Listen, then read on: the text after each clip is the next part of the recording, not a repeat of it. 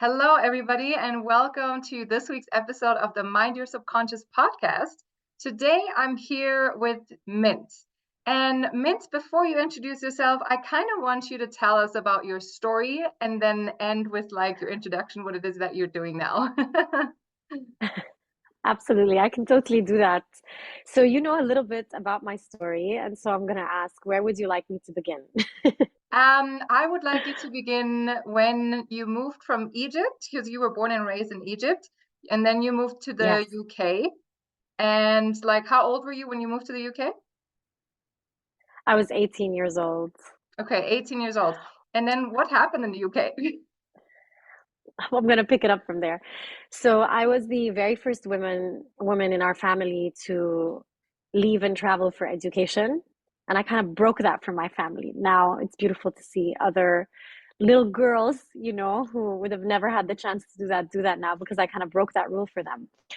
And basically, I moved to the UK and I went there for university and I studied to become an interior architect. And while I was studying to become an interior architect, I really wanted to just make some friends and meet new people. And so I was checking out the different activities that were on campus.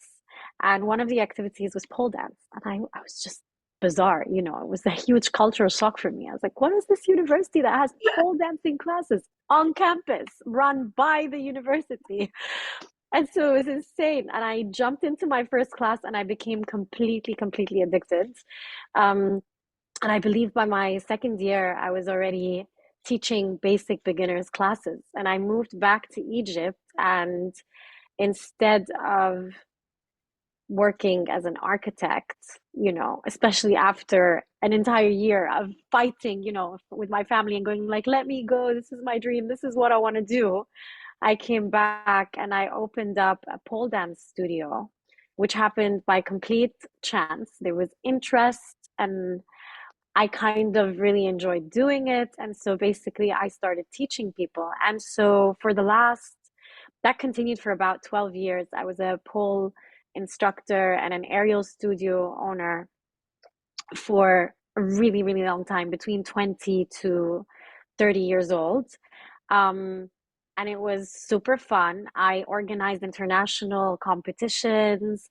I organized camps. We created our own pole instructor certification, and I was a master instructor certifying other instructors. I toured in multiple countries and taught internationally as well, which is super fun. I hosted 56 international instructors from 28 countries around the world, which was amazing. So it was really kind of like a hub. And um, basically, 8 years into this career, I kind of felt that all my dreams in this industry had come true. I had dreams on a studio business based level that I had already realized, and then dreams on a national level that I had realized, Middle East as well. I created like an association and a retreat where I connected all the Middle Eastern pole dance studio owners to each other, so we could have like a unique support system for one another. And then I also had international dreams, and I did that as well. And so basically, I was kind of like, you know what? I'm I'm complete. It's not even I'm done. I'm complete. I don't feel like on in this industry, whether it's on a personal level as an instructor or as a business owner and a CEO of a studio, um, that I had any more dreams to realize. And so I told my team, I was like, guys, the clock is ticking. 2 more years and I'm out. I'm leaving the industry. And I think they didn't believe me because it was still a big shock. And I was like, but I gave you a 2 year heads up. Like, why are you surprised? And so basically, I did that. I exited the industry, which was insane for everybody because we had the biggest market share across the entire Middle East. We had 3 studios in Cairo, and our numbers were just, much bigger. And so, yeah, basically, I moved out of the industry, and by complete chance, I was studying Sexology, specifically with a focus on pleasure for myself, because I felt like there was pleasure that I was not able to access. And I knew it was there for me. And generally speaking, sexuality is really important for me. It always has been. And, might look really odd because you have this woman who started the pole industry in Egypt and then kind of created this ripple effect across the entire Middle East, not just in Egypt. And pole at the end of the day, or pole dancer, you would see her as someone who is super connected and super comfortable with her sexuality, and even though I was so liberated in that sense, and I had spent so much time in an industry that is very close to um, being connected to your sensuality, there was so much pleasure that I just couldn't access. And so I jumped into this professional certification because I couldn't find anyone else in the Middle East who was experienced in pleasure, who could help me and guide me and, help me unlock these blocks that I had. And I felt that it had a lot to do with my cultural context, that my struggles had a lot to do with my cultural context. And so I was like, you know what, I'm going to study it for myself. I have no desire in this becoming my profession. I didn't even think it would be something that would work here. Here we go again, same cycle as Paul. And before I knew it, I found the answers. And when I found the answers, I was so moved that I was like, no way, no way, no way, no way. I'm not taking a year out after pole fit. I'm going to throw myself into this. We need to spread this information. So that is my story. Okay, amazing. Thank you so much for sharing that.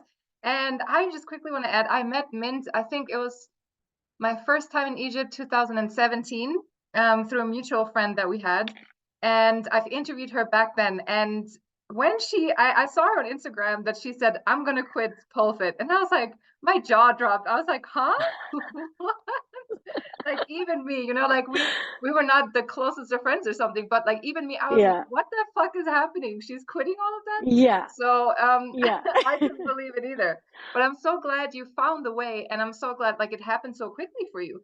And so tell me more about, Yeah. would you say, because you've said, like you've opened this pole dance studio, and for me, somebody Yeah. who opens a pole dance studio and who is pole dancing must feel really, really comfortable in their body, in front of others, as well as in themselves.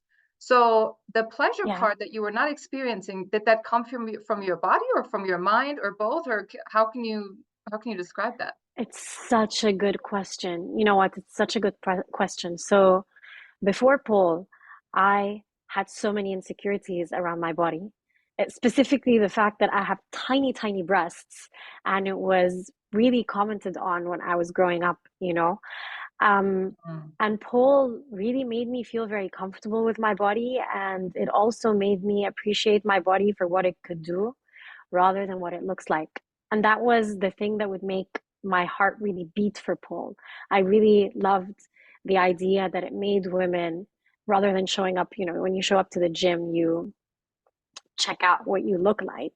But what was beautiful about pole was I could really see that it was such a healing, beautiful healing modality, that made women appreciate their bodies for what they could do, and how they could use them and really explore all the ways that they could move. And so, in that sense, in the sense of body image, I was clear. And in the sense of movement and everything, I was clear. Um, and what it was that I learned through my studies of somatic practicing was that the body really absorbs stories that we learn. It really, really absorbs stories. And so, specifically growing up in a Middle Eastern society, I mean, this happens on a global level. This isn't exclusive to our side of the world, but it's definitely a lot more amplified in our side of the world.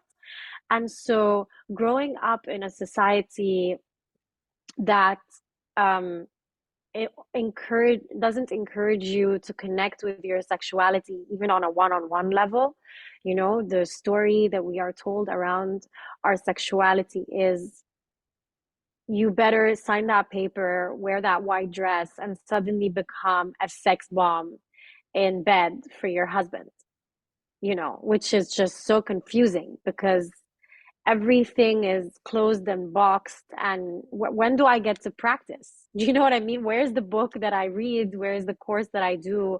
When, how can I go from suppressing all these tingly feelings that you get in your between your legs or in your stomach, and then suddenly have them unlocked? And so I'd like to say that it was not purely physical and it was not purely mental. It's this thing that I like to call psychophysical, or psychophysiological, where it's blocks in the body. Your body absorbs all of this information. Almost like, think of your body as software, and that it has its own software, and that through all the messaging that we get from our surrounding, it begins to either disengage with certain feelings, or your tolerance for pleasure begins to shrink, or you kind of disassociate um, with being comfortable around feeling sexual feelings in your body in general. Before I embarked on this journey, it was really hard for me to just um, kick back and relax and allow someone to pleasure me. It was so hard. I constantly feel like I need to get up, or I get distracting thoughts like, oh, the ceiling needs a clean, or oh, I need to, put this thing in the fridge, or I wonder if I did this task at work. And I just couldn't surrender. I couldn't just let go and just enjoy the moment. And a lot of the time, it would even feel a little bit weird, like I had to do something, you know? Um, and that's just like the surface of the issues that I felt I had, or the struggles that I had. Um, and so basically, what I learned through my teaching was that it's a feeling that you get, that basically your body stores these narratives. And because it stores these stories and these narratives that you've picked up along the way, it turns into a physical reaction, you know? And you might not even be conscious of these stories in that moment. Because, as I said, in that moment, what I'm thinking is, did I lock the door? The ceiling needs a clean. Oh, that's an interesting painting. But it's not that I'm thinking, I'm not allowed to be here, or I shouldn't be here, or you're not actually thinking of the learnings that you have absorbed in your body. And that comes out as a physical reaction of maybe going like, oh, maybe it's my turn now, or thank you, like that's enough, or and that's like a physical reaction that happens where you're just not able to relax and surrender into pleasure. And that is pleasure, especially for women. For pleasure is an interplay between the excitement and the relaxation, in your nervous system. It's that sweet place in between where you're relaxing a little bit, but you're getting excited at the same time. And you're relaxing a little bit, but you're getting excited at the same time. And that beautiful interplay is sexual pleasure for us. And for women, orgasm lies in the letting go. For men, it's in the excitement. Boom. But for women, it's in the letting go and in the surrendering. Orgasm was not even on the table for me. There was no letting go and no surrendering that I could access, no matter how hard I tried. Whether I was alone or with a partner, it did not matter. And why do you think that women, because this is not only a you thing, so why do you think women have Yeah.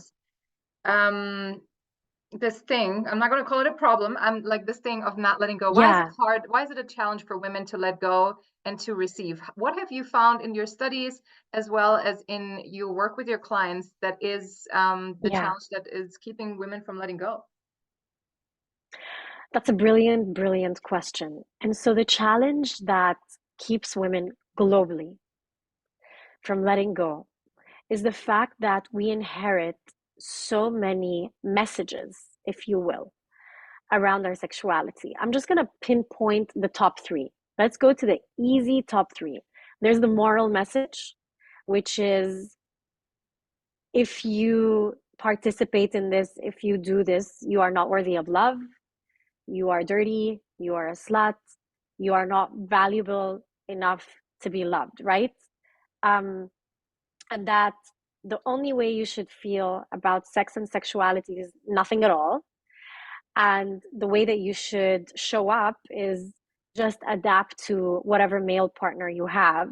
and to give him what he wants, you know, to look the way he wants, to pleasure him the way he wants. And so a lot of the time, that is the message behind being moral.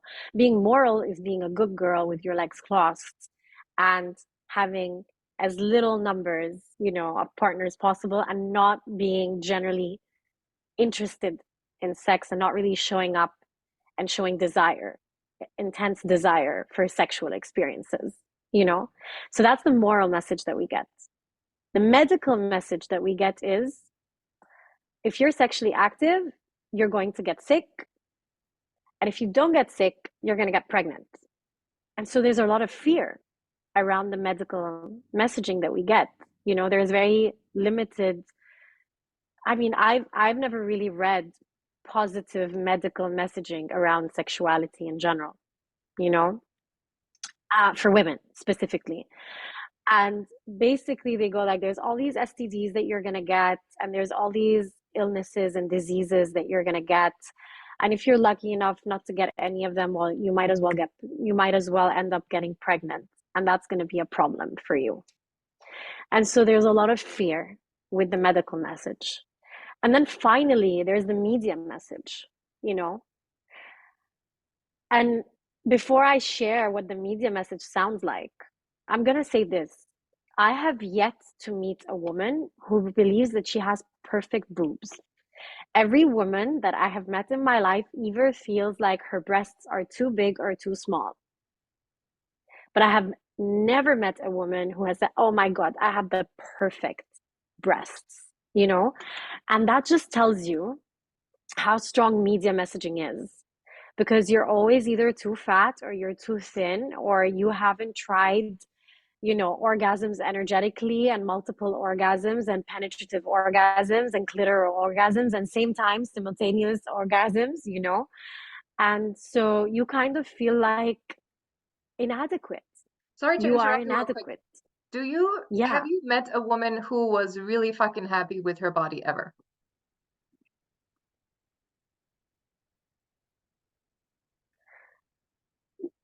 rarely, not really. No, at Yeah.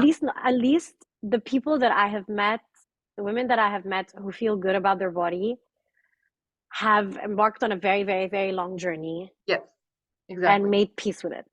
But Yes. I have never met a woman at like first sight who's comfortable with her body. Actually, the other thing is as well is that there are many women who feel like it's essential to not feel good about their body because that's what motivates them to work out.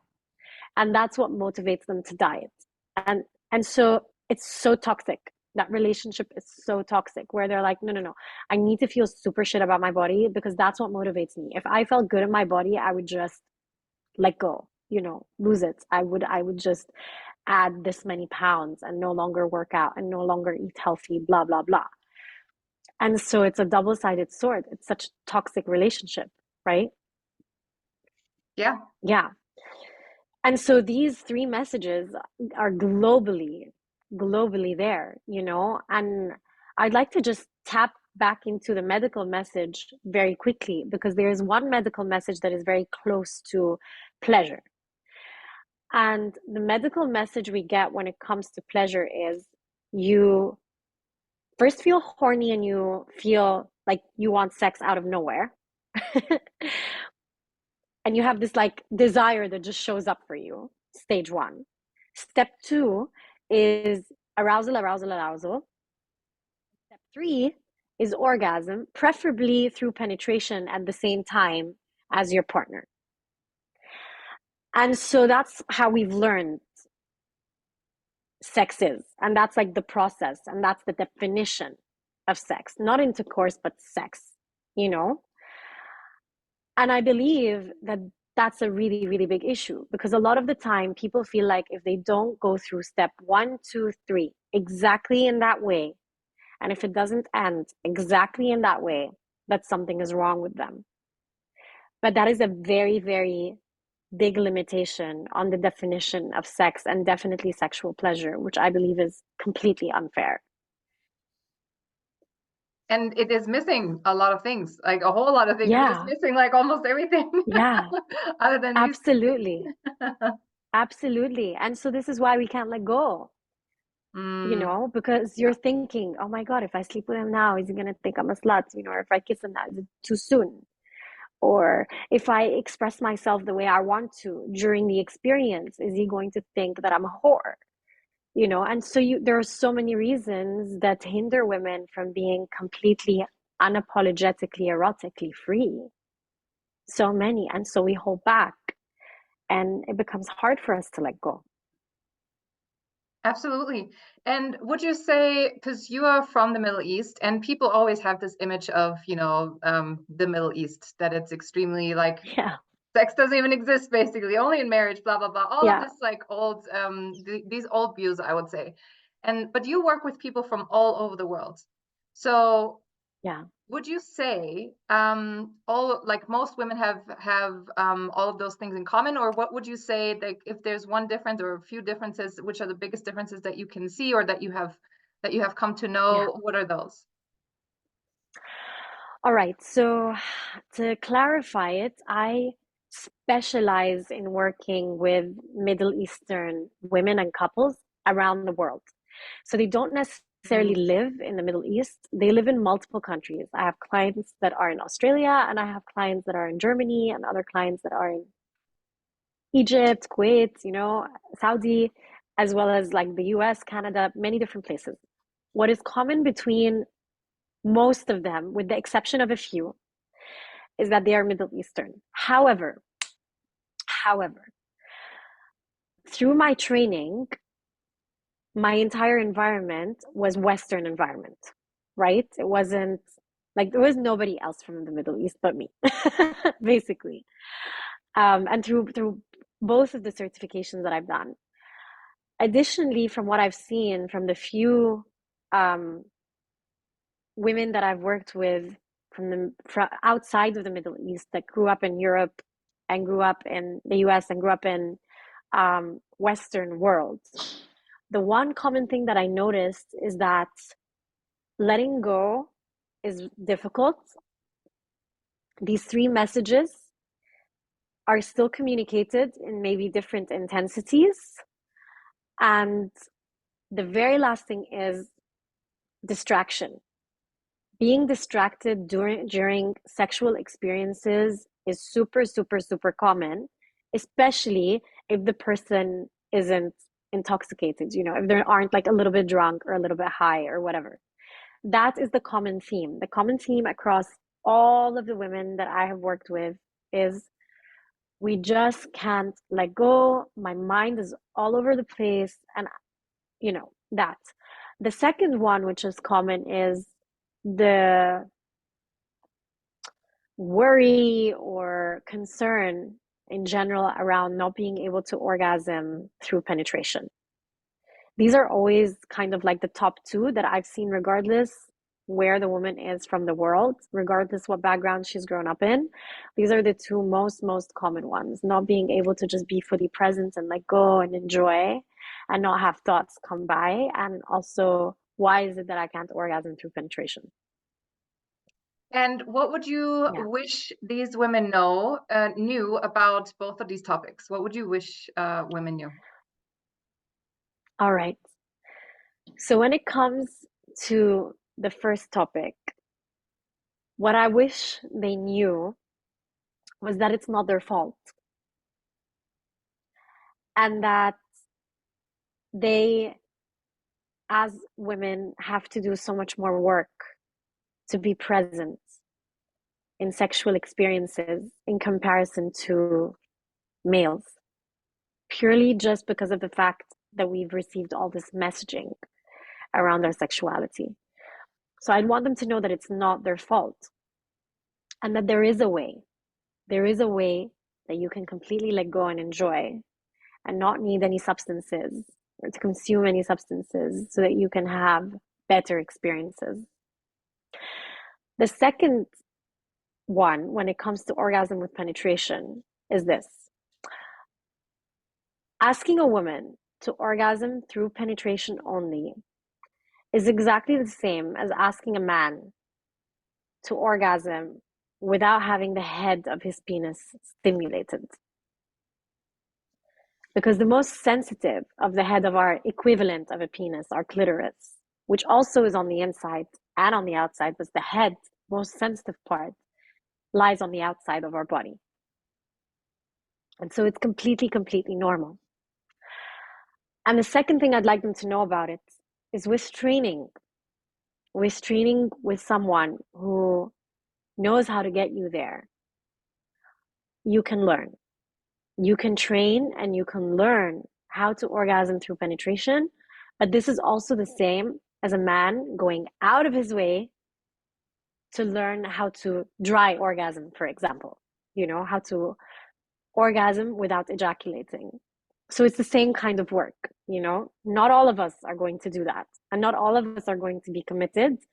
Your default and your natural state is for a man to orgasm through penetration, especially because the head of his penis is being stimulated in that way, and for a woman to orgasm through the outside stimulation on the clitoris, because that is the most sensitive part for her.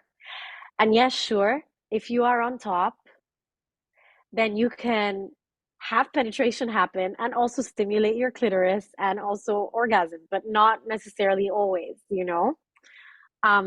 So that's what I wish they knew about both of those things. Okay, beautiful. And then you said there was a way to let go. Like, could you give us maybe like a Yeah. something of the way? Like, what is the way? Yeah. What Is is there the some way? like What is the just maybe secret one or two magical exercises way? or whatever? Yeah. I'm going to share the secret magical way. So, if anyone were to ask me, how can I let go? Can you just give me like top tip? What I'd say is conscious self-touch. Self-touch that does not look like 5 minutes of bang, bang, bang, boom, done. Self-touch that doesn't include external stimulation, where you're conscious in your body and where you take the time that looks more like 15, 20, 30 minutes. So if you'd like to be more able to be embodied and to be able to let go a little bit more in your experiences, try these two things. One, conscious self-touch without stimulation. And when I say that, I also mean fantasizing. So really placing the attention inside your body. And number two, try slowing down and extending the period of time that you self-pleasure. These are the easiest two top tips that I can give without knowing background information and without learning a little more and customizing a journey for somebody. Perfect. That is great. Okay. So we have a start here. That's Yeah. something everyone can do easily. Yep. And so what would you say, because I'm also curious about that, men, what is there? Is Yeah. there, so my assumption is there's more women coming to, asking about these things than men. I could be wrong, and Yeah. I will let you tell me if I'm wrong. But what are things that men struggle with or that men tell you about? So when it comes to males, and let me share where my information is coming from. My information is coming from my male friends that I have cornered and eventually made comfortable with speaking to me about the topic of sexuality. Who at the beginning were kind of like, oh, and then they're like, Mint, I actually have a question now. And then the other demographic I have is the partners, because I don't work with men individually. I only work with partnered uh, couples when I work with males. And so the one thing that I realized is here are the top things.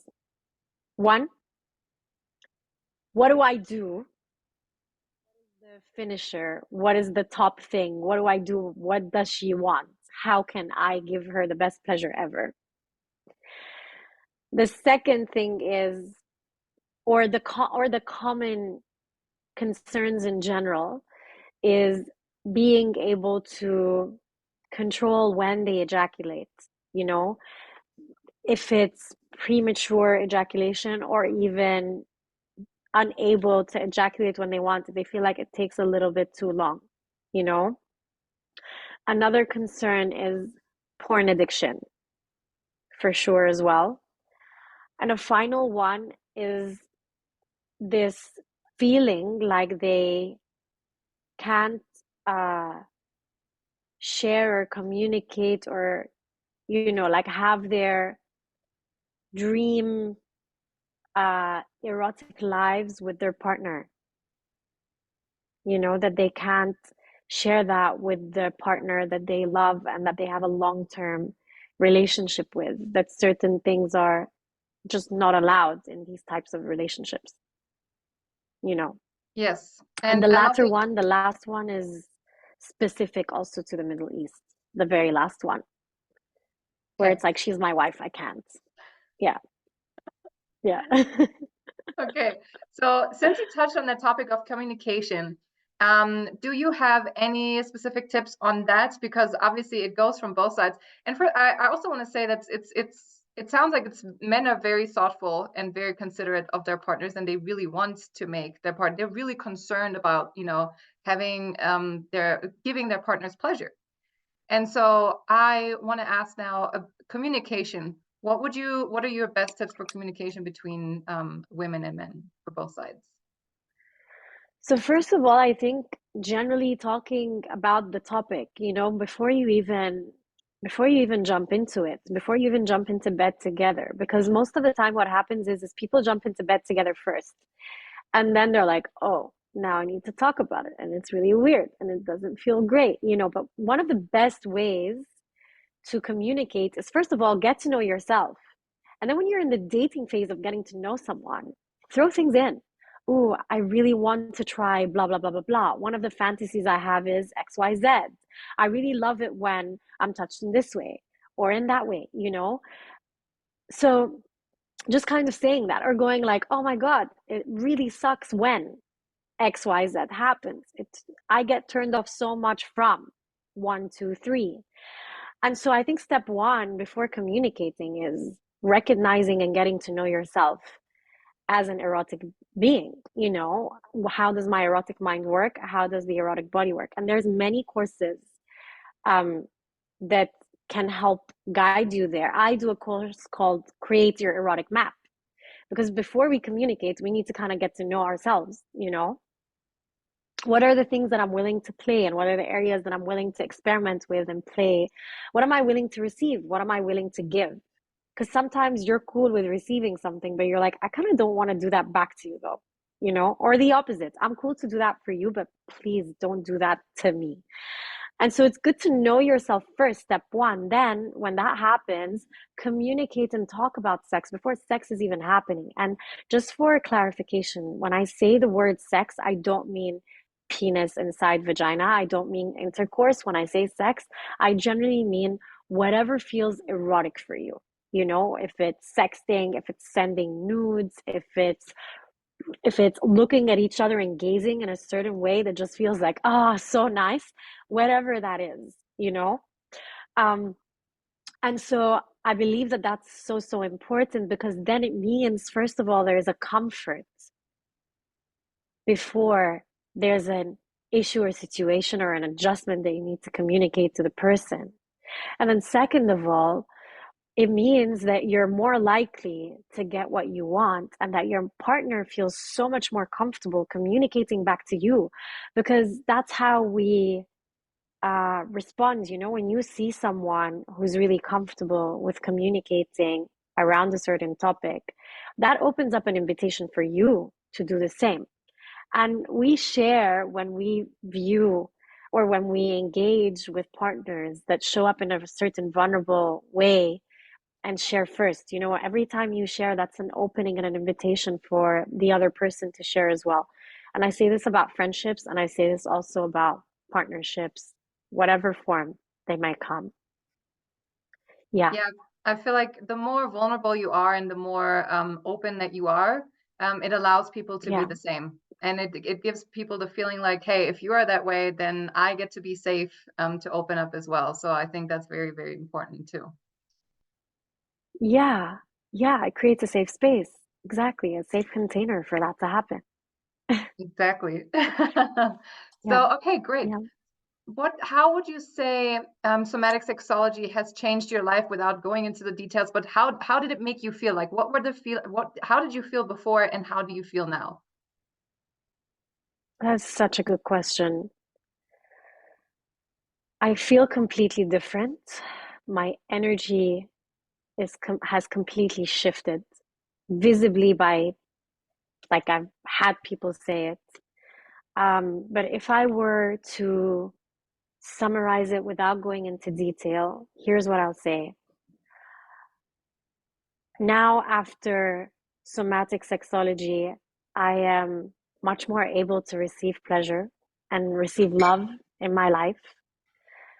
I am able to view beauty and to feel small moments of pleasure and joy that are similar to, just looking up at the sky or watching a little bird. I notice more now. I didn't notice more before. For some reason, I like color so much more. I don't know why. I was such a like pastel, boring color person, but now I, that's how I feel a lot more. And I sense my body so much more. I am much more in line with myself, much more in line. Um, I make way less decisions that don't nourish the love that I want and don't nourish or are in line with what I want and the type of life I want and the person I want to be. That is beautiful. And what would you Thank say you. across your journey from pole to somatic sexology, what was the lesson that pole gave you, and what was the lesson or the I would say the brick that came on top of pole was somatic sexology. So what was the foundation, and then what came after? So glad you asked that question because what I say is it's like my pole career was preparing me for this, honestly.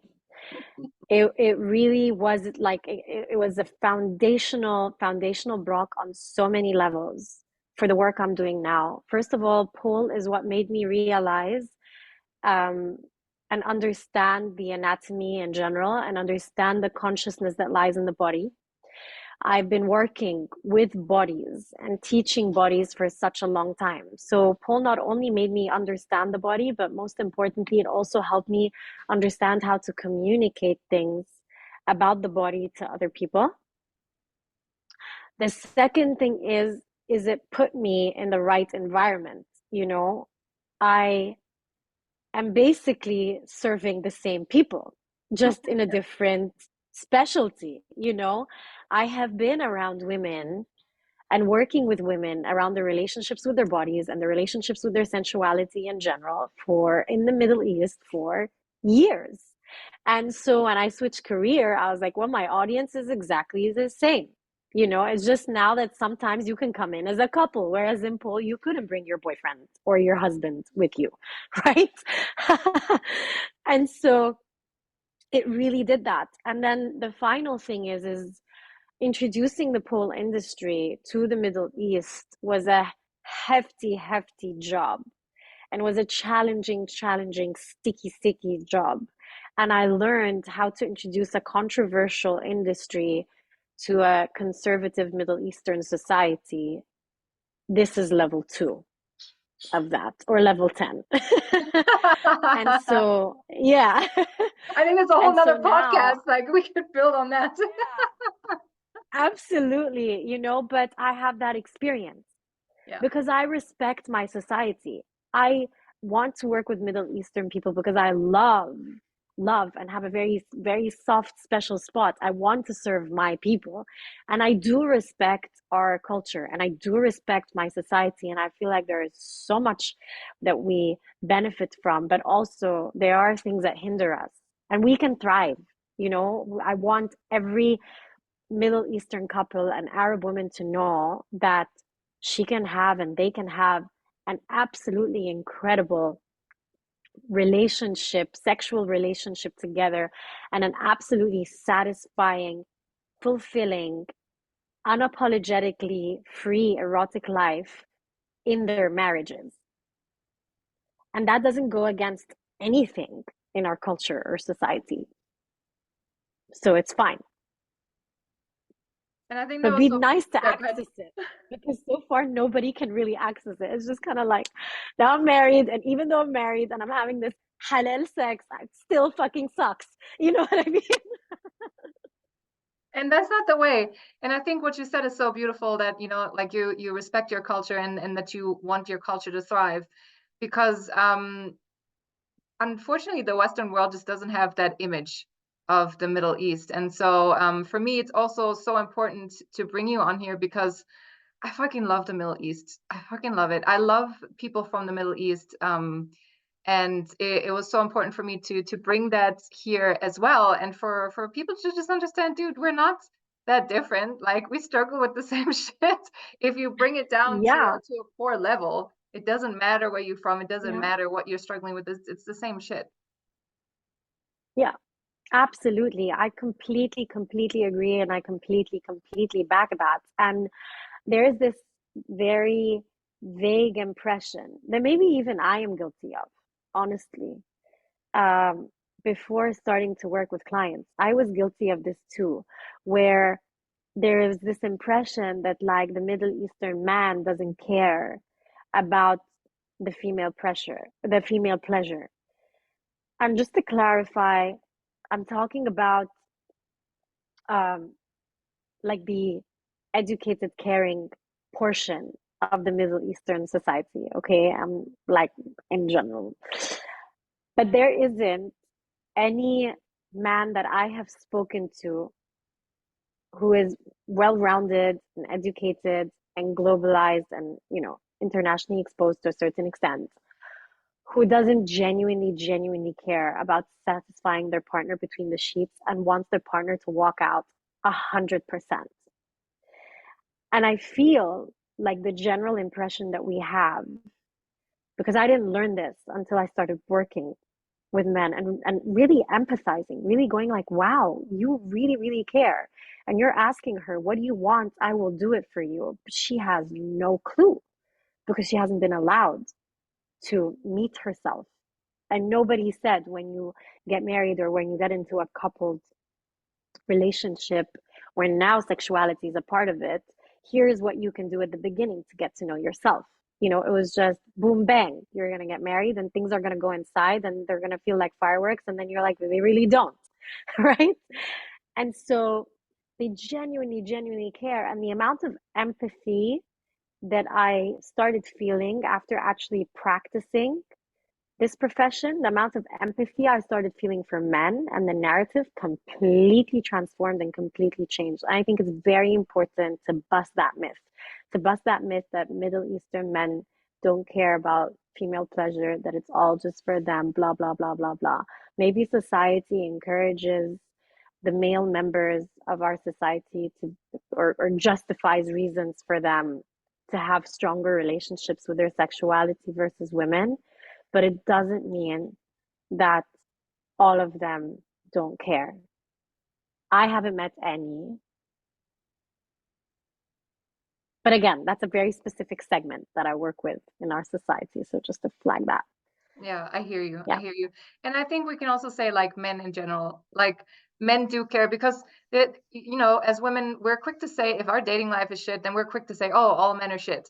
Or if our sex life is bad, like, oh, men don't care or whatever. We're quick to say that. But in Yeah. reality, we have to hold the mirror in front of us and see where we are.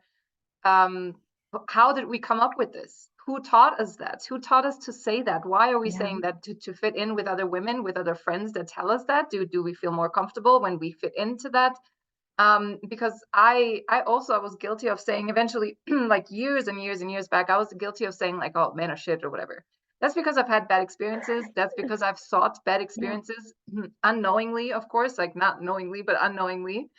And men do care, and there's so many more men that are caring and that just that want to pleasure you than we think, like in general. So we Yeah. can't just be thinking, oh, we're the only ones who care. No, no, no. I think it's men in general. No. Absolutely. I completely agree. And if anything, I feel like there are so many more spaces in the world in general, just because of the way that females are. There are so many more spaces for them to share and show up, you know? Like I know that when I start conversations with my girlfriends, um, the Middle Eastern ones who nobody really starts conversations with around their sex lives or sexuality. They're uncomfortable maybe the first time, but then it's super easy. But with my guy friends, it took a really, really long time, a really long time. And it was really funny because this one time I was hanging out with a bunch of my guy friends and I was like, guys, let's find out what your sex language is. Here's the quiz. Open it up. Like, we're doing this. Everybody's signing up for this quiz. And I just thought it would be fun, you know, to do. And we did. And I left at 10 p.m. And one of the guys messages me at 1 a.m. in the morning, going like, Mint, what have you started? This is the first time we're still talking about sex. And it's the first time that any of us have spoken to each other about this, you know? And so I feel like actually it's completely different. Like they don't really have many of these spaces. And I know for a fact with my guy friends that it took lots of striking up conversations around sex multiple times before they finally could start one with me and go like, hey, listen, this happened. What should I do? What does that mean? Is this okay? How can I get this to happen? Do you know what I mean? It took months to get there. Whereas with my girlfriends, it just took one conversation and then it was easy, just messaging right away, calling me right away. Um, so yeah, I empathize a lot. Yeah. And I think for men in general, it's just Yeah, it's more accepted for women to seek help, to seek therapy, to seek things that are about the mind and about changing the mind and the body versus men, of course. And that's why I think it also takes a lot longer to for them to open up conversation. But once it's there and it's out there and it's not going to stop. So I think that's beautiful. absolutely. I completely agree. Yes. Okay, Min, now tell us where people can find you. How can they work with you? Like, tell us about your program with the erotic map. Sure. Thank you. So here is what I do. I basically work online and I help women and couples that feel a little bit stuck in their sex lives or are holding back to be able to lead like more unapologetic and erotic lives that feel super free. All of my work is online, with the exception of some retreats that I run, one-offs. And the best way to reach me to be able to do one-on-ones with me or join one of my pleasure courses. I have different pleasure courses focused on very specific things, for example, like the erotic map one. And I have another course that's called What You Wish You Knew About Pleasure, which basically makes you understand how pleasure works in the body and the mind as well. Um, the best way to find me is through a link that I can share with you, Jennifer, um, that maybe you can leave underneath our podcast, right?